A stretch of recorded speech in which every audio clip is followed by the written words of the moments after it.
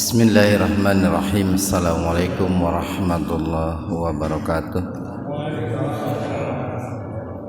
Alhamdulillahi rabbil alamin, wa bihi nasta'inuhu ala umuri dunya waddin.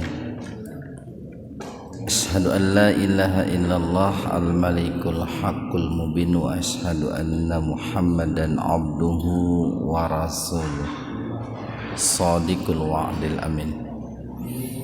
Hadirin ikhwatu iman jemaah Majelis Ta'lim Ilmiyin, mudah-mudahan senantiasa diberikan kesabaran, keistiqomahan dalam meniti siratal mustaqim ini. Ikhwanu fiddin arsanakumullah. Kajian hadis qudsi pada kesempatan ini membahas hadis nomor 156, halaman 166, hadis nomor 156. Hadis ini secara garis besar berbicara tentang keajaiban ataupun keistimewaan yang namanya makhluk Allah. Diriwayatkan oleh Al-Imam At-Tabrani dalam Al-Mu'jam Al-Awsat, dinukil dari seorang sahabat terkemuka yang bernama Abu Hurairah secara marfu dari Rasulullah sallallahu alaihi wasallam. Jadi yang namanya hadis itu Pak, ada yang sanadnya itu marfu. Marfu itu sampai kepada Nabi Muhammad sallallahu alaihi wasallam. Jadi jalur periwayatan itu sampai kepada Nabi. Ada hadis itu yang jalurnya itu mungkoti gitu. Mungkoti itu terputus. Nah, yang terputus itu tidak sampai kepada Nabi. Katakanlah hadis itu sampai mungkoti terputus sampai seorang sahabat. Nanti kedudukan hadisnya akan beda itu Pak. Derajat hadisnya akan beda. Jadi ada hadis yang jalur periwayatannya marfu sampai kepada Rasulullah sallallahu alaihi wasallam. Tapi ada hadis itu yang mungkoti gitu. Ada yang mauquf, berhenti pada seorang sahabat gitu. Sehingga tidak semua hadis itu bisa diterima Pak. Kayak gini, tidak semua hadis itu bisa diterima. Sehingga sekalipun tempoh hari kan kita sampaikan bahwa kita ini diperintahkan untuk mengikuti Al-Quran dan As-Sunnah. Kalau mengikuti Al-Quran itu mutlak tanpa syarat itu kalau mengikuti Al-Quran. Tetapi kalau mengikuti Sunnah, nah, ini perlu ada penelusuran sunnahnya itu. Hadisnya itu perlu ada penelusuran. Apakah hadisnya itu betul-betul jalur periwayatannya sampai kepada Rasulullah sallallahu alaihi wasallam, atau hadisnya itu tidak sampai kepada Rasulullah, berhenti, terputus di tengah jalan. Nah, kalau terputus berarti tidak menutup kemungkinan hadis itu bisa lemah, itu hadisnya itu. Bahkan bisa juga palsu kalau tidak sampai jalurnya itu kepada Rasulullah sallallahu alaihi wasallam. Nah, kalau yang sampai kepada Rasulullah jalurnya disebut hadisnya itu marfu itu. Marfu. Jadi marfu itu jalur periwayatnya sampai, tidak terputus. Ini penting untuk kita pahami gitu.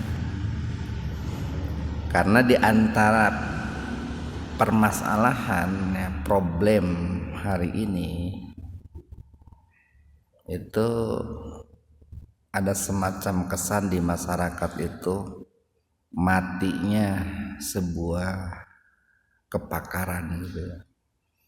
Jadi matinya sebuah kepakaran di mana masyarakat itu seringkali begitu mudah gitu menukil atau mempercayai sebuah hadis tanpa ditelusuri sumbernya. Karena sekarang kan zaman teknologi begitu maju, begitu canggih gitu.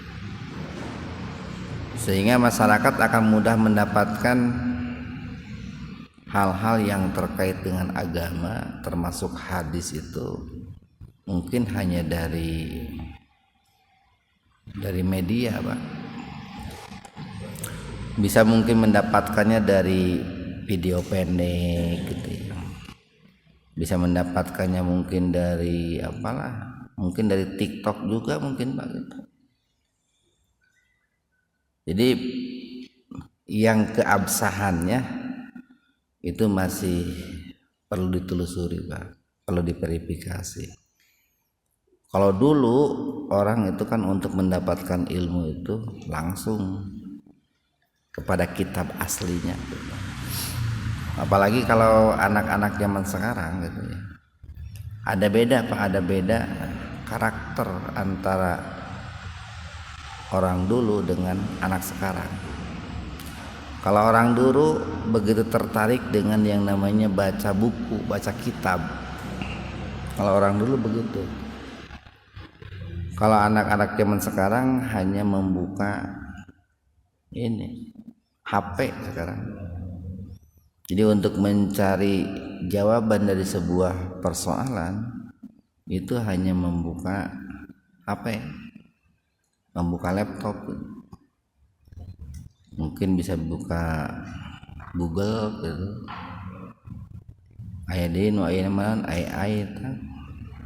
Jadi itu kan keabsahannya itu sulit dipertanggungjawabkan, Pak. Sulit.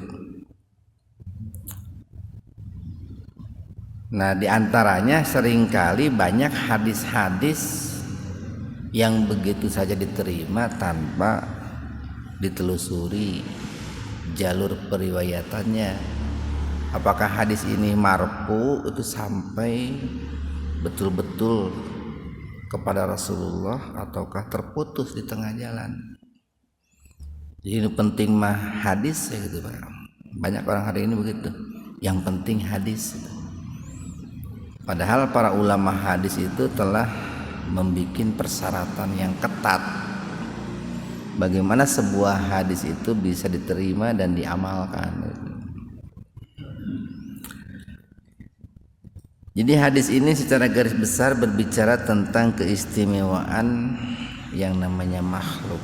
Nah, di sini ada dua makhluk. Nah, pertama ada makhluk yang namanya malaikat, Pak.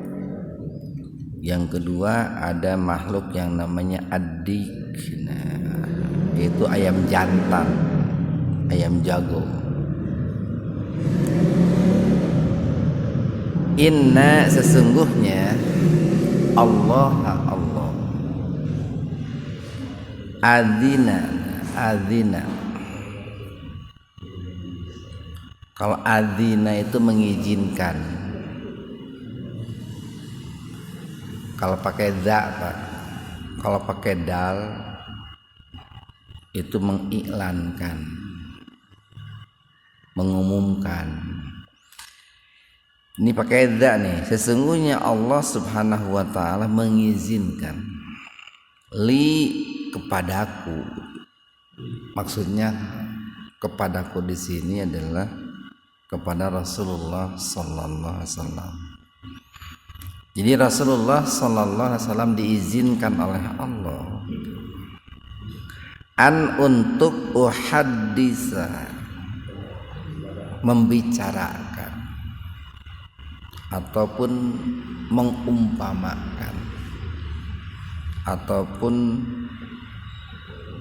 menganalogikan lah Ini sebetulnya ini sebuah tamsil nih, sebuah perumpamaan. Kenapa kau muncul kata adzina, mengizinkan? Karena ini kan yang akan diumpamakan adalah makhluk yang sangat mulia, yaitu malaikat, Pak, para malaikat. Sehingga tidak sembarang untuk memberikan perumpamaan gitu. Oke, lagi nih,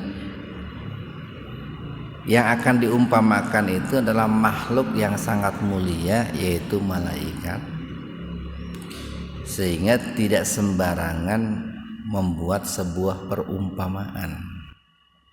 Sampai-sampai di sini Rasulullah mengatakan saya diizinkan gitu. Ini penting karena dikhawatirkan, Pak, di kemudian hari ada orang yang begitu mudah dan ceroboh mengumpamakan malaikat itu dengan sembarang makhluk gitu. Nah, di sini Allah Rasulullah mengumpamakan. Ini walaupun di sini tidak ada kata-kata malaikat, Pak, kita bisa mendapatkannya dalam hadis yang lain. Jadi sebuah hadis itu ada kalanya, Pak, bukan hanya satu, bisa 2, bisa 3, bisa 10, Pak. Ini ada kalanya 10 hadis itu membicarakan persoalan yang sama, membahas persoalan yang sama, sekalipun mungkin narasinya, redaksinya sedikit berbeda, tapi substansinya sama, Pak. Jadi cukup banyak hadis yang membicarakan tentang satu, keistimewaan malaikat, yang kedua keistimewaan ayam jantan. Itu cukup banyak, Pak. Nah, jadi sekalipun di sini tidak ada kata malaikat, kita bisa mendapati bahwa yang dimaksud Rasulullah itu diizinkan oleh Allah untuk membicarakan ataupun mengumpamakan makhluk yang namanya malaikat gitu. Sehingga kalau mau disisipkan, Pak, dalam penafsirannya, kalau mau disisipkan sebuah kata dalam penafsirannya, di sini ada kata al malaikah. Jadi an uhaddisal malaikah, nah gitu, Pak. Di an uhaddisal malaikah. Dari mana kita bisa mensisipkan kata malaikat? Dari hadis-hadis yang lain. Kayak begini nih, kita orang Indonesia makanan pokoknya beras, makan beras. Sehingga kalaupun kita sedang ngobrol begini, tadi saya sudah makan gitu, tanpa disebutkan berasnya pun kita sudah paham gitu, Pak. Kita orang Indonesia sudah paham bahwa yang sudah kita makan itu adalah nasi gitu. Nah, kan seringkali kita itu bicara itu tanpa menyebutkan objeknya. Kenapa?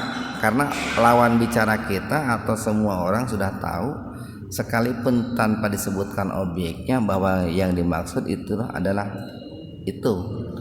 Kayak tadi saya sudah makan gitu kan, nggak disebutkan nasinya kan, Pak, tapi semua orang sudah tahu bahwa yang sudah kita makan itu adalah nasi.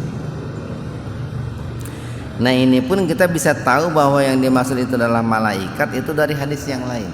Dalam hadis yang lain disebutkan malaikat. Jadi Rasulullah sallallahu alaihi wasallam diizinkan oleh Allah untuk membicarakan ataupun untuk mengumpamakan makhluk yang namanya malaikat dengan makhluk yang lain. Tadi kita katakan bahwa malaikat itu kan makhluk yang mulia. makhluk yang istimewa. Terlebih-lebih kan di situ ada malaikat Jibril, Pak, yang tugasnya itu adalah menurunkan wahyu. Lagi nih, tugasnya itu adalah menurunkan wahyu. Ini kurang jelas sebenarnya ya? Hah? Ada catatan. Mana kalau bisa pakai tolong ya, oke. Itu Bapak tuh. Kira catat. Ya. Jadi karena yang dibicarakan itu adalah malaikat, maka untuk membicarakannya itu tidak sembarang membicarakan gitu. Atau ketika mengumpamakannya itu tidak sembarang mengumpamakan. Ini sebetulnya efek dari kemarin ada dirubah-rubah, jadi harus dikembalikan lagi ke asalnya ini sampaikan. Jadi tidak sembarang untuk mengumpamakan malaikat dengan makhluk yang lain, Pak.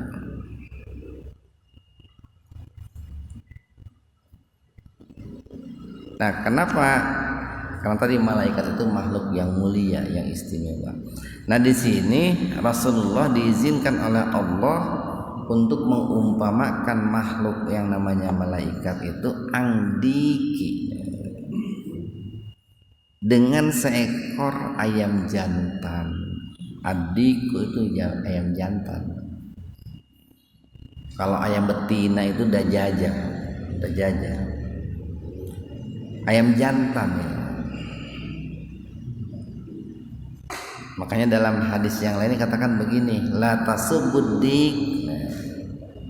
Kalian tidak boleh mencela, mencaci, menghina ayam jantan.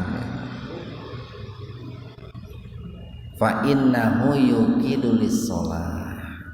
Ini satu keistimewaannya itu. Karena sesungguhnya ayam jantan itu suka membangunkan engkau ketika datang waktu sholat. Oke, kenapa? Atau ngarana ayam jantan itu. Tapi di GBI makan hesenya. Mungkin kalau di daerah di perkampungan itu ketika datang waktu sebelum waktu subuh itu kan, sebelum waktu subuh. Kalau sekarang subuh itu jam 4.33, itu sekitar jam 3 itu si ayam jantan itu selalu saja membangunkan itu, Pak. Bahkan jam 2 gitu, mereka bersahutan itu, Pak, bersahutan. Nah, di masyarakat kan ada semacam apa ya, kesan negatif, Pak, ketika ada ayam jantan berkokok di malam hari. Begitu kan di masyarakat begitu ya. Ketika ayam jantan berkokok di malam hari, apalagi di waktu isya, wah iya cenah aya nuker selingkuh cenah. Nah, kan begitu. Ini kan bertentangan dengan hadis ini. Tentangan. Padahal kalau dalam hadis yang lain ada dikatakan begini nih. Idza sami'tum siyahadi, apabila kalian mendengar kokokan suara ayam jantan atau mendengar suara ayam jantan berkokok, pas'alullah min fadlih, kalian harus minta, berdoa keutamaan, keistimewaan kepada Allah Subhanahu wa taala. Fa innahu ra'at malaika, karena sesungguhnya ayam jantan itu melihat malaikat, Pak. Jadi tong dituduh malah ayam jinan tong. Justru ketika ada ayam jantan berkokok itu, Nabi mengatakan dia itu melihat malaikat. Maka hendaknya engkau itu berdoa, memohon kepada Allah Subhanahu wa taala akan keutamaan. Tapi sebaliknya, kalau engkau itu mendengar keledai meringkik, kata Nabi itu, Kan suka ada keledai meringkik di malam hari itu. Nabi mengatakan fasta'id billah, mintalah perlindungan kepada Allah Subhanahu wa taala. Fa innahu ra'at syaitan, karena si keledai itu melihat setan. Itu diteliti, sampai diteliti oleh para ahli itu, kenapa kok ayam jantan itu, atau yang namanya ayam, bukan hanya ayam jantan, kok bisa melihat malaikat gitu. Ternyata menurut penelitian para ahli itu ayam jantan itu memiliki mata yang luar biasa. Yang namanya ayam itu punya kelebihannya itu di kornea matanya, Pak. Jadi kalau kita manusia itu kan punya kornea itu 3, Pak. Sehingga kita itu memungkinkan bisa melihat warna itu, warna-warna yang kontras itu, Pak. Kayak merah, biru, hijau, itu mata kita. Itu kalau dilihat di ayam itu kan banyak tuh kornea-korneanya itu, di sudut-sudut korneanya itu. Sehingga yang namanya ayam itu bisa melihat yang namanya sinar ultraviolet gitu. Bisa kemampuan untuk melihat warna-warna yang berbeda. Jadi kalau bicara sinar itu kan secara besar ada 2, Pak. Ada ultraviolet, ada inframerah itu. Nah, inframerah itu kan kaitannya dengan api itu. Kalau ultraviolet kan kaitannya dengan cahaya. Maka wajar kalau yang namanya ayam itu punya kemampuan untuk melihat malaikat. Punya kemampuan untuk seluruh korneanya itu bisa punya kemampuan untuk melihat malaikat. Kan malaikat terbuat dari cahaya itu, Pak. Nah, jadi kita dibolehkan untuk mengumpamakan malaikat, tetapi tentu tidak sembarang mengumpamakan. Nah, di sini Nabi mengumpamakannya itu bagaikan seekor ayam jantan. Ini sebetulnya untuk membicarakan utamanya satu, keistimewaan malaikat. Nah, yang kedua, kita tidak boleh meremehkan yang namanya ayam, terlebih-lebih ayam jantan. Tapi jangan juga nih, catatan nih, tidak boleh juga seseorang itu mengatakan bahwa ayam jantan itu malaikat. Karena kan di beberapa daerah itu ada sekelompok orang atau ada satu keyakinan bahwa ayam jantan itu nggak boleh disembelih karena itu malaikat. Seperti hanya ada keyakinan sebagian orang bahwa sapi itu nggak boleh disembelih karena itu Tuhan, kan gitu. Ini cukup banyak kok di daerah-daerah itu ayam jantan itu nggak boleh disembelih karena keyakinannya malaikat itu. Nah, ini nggak boleh juga kalau begitu. Dia hanya mengumpamakan, dan ini pun mengumpamakan dalam rangka untuk membicarakan bagaimana istimewanya yang namanya malaikat. Nah, di sini digambarkan qad marokot. Marokot itu ini menancap gitu. Sungguh telah menancap rijlahu, kakinya. Jadi kedua kaki ayam jantan itu menancap al-ardo, ke bumi, wa unukuhu, sedangkan lehernya munsanin ini melengkung. Melengkung dalam bahasa Indonesia ya. Melengkung kita gini kepala, lamun ayam jantan lagi berkokok kan suka melengkung gitu. Melengkung kayak begitu. Bahasa Indonesia nya melengkung, Pak. Melengkung mungkin ya. Setahu saya melengkung itu bahasa Sunda itu. Menekuk gitu ya. Pokoknya makin tak gini lamun ayam jantan. Jadi wa unukuhu, sedangkan lehernya itu munsalim, melengkung, tahtal ars, di bawah ars.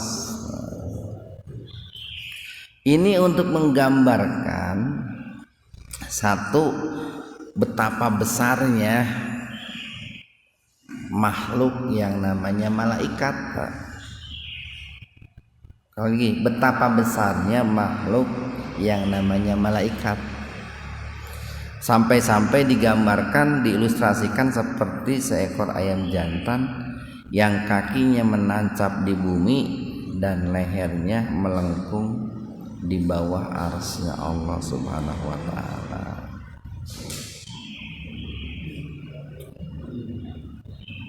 Wa huwa, dan dia yaqulu, mengatakan, atau kalau ayam itu bukan mengatakan, ayam berkokok lah, berucap, bersuara bisa mungkin. Ayam jantan suara apa, bunyi Pak? Suara ya. Kalau bunyi itu kan biasanya dari alat-alat tertentu. Apa yang dikatakannya itu? Subhanaka, maha suci Engkau ya Allah. Ma'adomaka, tidak ada yang ma'adomaka Rabbana itu. Betapa agungnya Rabb kami, betapa agungnya Engkau. Nah, ini yang berkata itu adalah malaikat, Pak. Jadi malaikat, jadi keajaiban yang kedua nih. Tadi keajaiban yang pertama, malaikat itu begitu besar, Pak, sampai-sampai digambarkan gitu. Kalau digambarkan dengan seekor ayam, kakinya menancap di bumi, lehernya hampir sampai di bawah arsy Allah SWT. Kemudian yang kedua, sekalipun malaikat itu makhluk yang sangat besar, itu mereka senantiasa mengagungkan Allah Subhanahu wa taala. Padahal itu makhluk itu gede pisan. Tetapi nu ngaranna manusia, Pak, geus maletik gitu. Leutik manusia teh. Komo orang Indonesia makan laletik banyak, ditakdirkeun teh kita mah beda dengan bangsa lain gitu. Geus maletik tapi sok parolontong nu ngaranna manusia, Pak. Pelontong, sombong gitu. Kadang bukan hanya mengabaikan perintah Allah, manusia seringkali menentang Allah. Manusia bukannya mensucikan Allah, seringkali mengotori Allah, menodai Allah, meremehkan Allah. Nah itu kan kalau belajar dari malaikat, kalau belajar dari malaikat itu sudah makhluk yang segede itu, sebesar itu, tetapi mereka tetap tunduk, patuh, taat, dan mengagungkan Allah Subhanahu wa ta'ala. Jadi sebetulnya ini poin pentingnya, ini hadis ini itu mengingatkan kita, menyadarkan kita melalui makhluk yang namanya malaikat dengan diumpamakan dengan seekor ayam tadi. Jadi kalau malaikat yang sebesar itu saja mereka senantiasa mengagungkan Allah, mestinya kita manusia yang sekecil ini itu senantiasa mengagungkan Allah Subhanahu wa ta'ala. Payarudda alaihi. Kemudian ucapan malaikat itu dijawab oleh Allah Subhanahu wa ta'ala. Ma ya'lamu, tidak akan mengetahui dzalika, akan hal itu. Apa hal itu di sini? Keagungan Allah di depan. Kan tadi malaikat mengatakan, Maha suci Engkau, betapa agungnya Engkau, betapa mulianya Engkau. Dijawab oleh Allah, keagunganku seperti ini, kemuliaanku seperti ini, itu tidak akan diketahui oleh manusia-manusia yang sering bersumpah dengan namaku tapi dia selalu bohong gitu, Pak. Jadi kalau orang itu bersumpah dengan nama Allah kemudian dia bohong, berarti dia itu sudah mengecilkan Allah itu, Pak. Dia sudah meremehkan Allah, dia sudah menghinakan Allah gitu.